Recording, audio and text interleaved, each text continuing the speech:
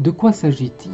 Le prana, le souffle de vie, l'énergie universelle, eh bien ce prana, dans le corps physique, il se décline en différentes modalités, en 5 modalités, ce qu'on pourrait appeler des sous-pranas. On les appelle donc les vayu-pranas. Donc l'énergie universelle qui est indifférenciée, lorsqu'elle pénètre dans le corps, dans les systèmes du corps, le système nerveux, le système endocrinien, le système digestif, le système circulatoire, et bien cette énergie indifférenciée se divise en 5 souffles. Et ces souffles circulent dans les nadis. Les nadis, ce sont les méridiens pour les Indiens. Bon, tout ça, c'est des informations de base, vous les connaissez. Et ces 5 souffles sont appelés prana, apana, udana, samana et vyana. Alors, donc le premier des 5, il s'appelle aussi prana. Donc c'est pas à confondre avec le prana universel. Pour ça que moi d'habitude, quand je parle du prana universel en quelque sorte, j'utilise un P majuscule. Et puis quand je parle de ce sous-prana, j'utilise tout simplement un P minuscule.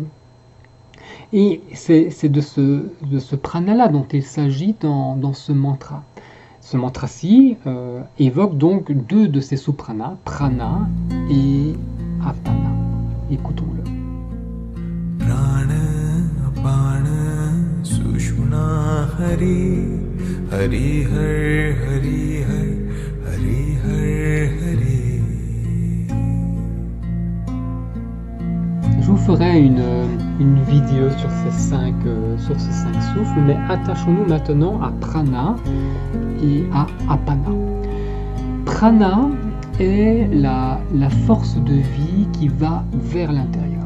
Donc ce souffle est localisé dans la partie haute du corps, la tête, la cage thoracique, et il est identifié dans le corps comme l'énergie génératrice, l'énergie vitale, l'énergie nourrissante.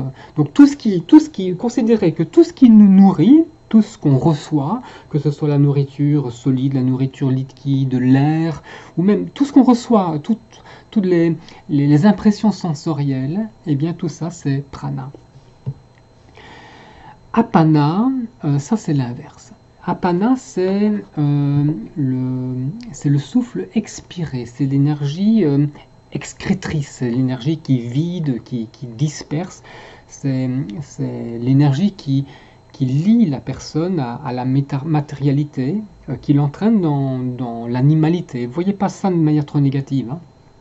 Apana, c'est aussi, vous savez, l'énergie de la terre, l'énergie qui nourrit pleinement l'individu, et quand cette énergie est contenue, ça on va en parler, hein. Quand cette énergie est contenue, elle donne de l'ancrage. Elle donne un ancrage d'ailleurs qui est indispensable à la verticalité et puis à tout ce qui est de l'ordre de l'élévation. Sushmana, hari, hari, hari, hari, hari, hari, hari.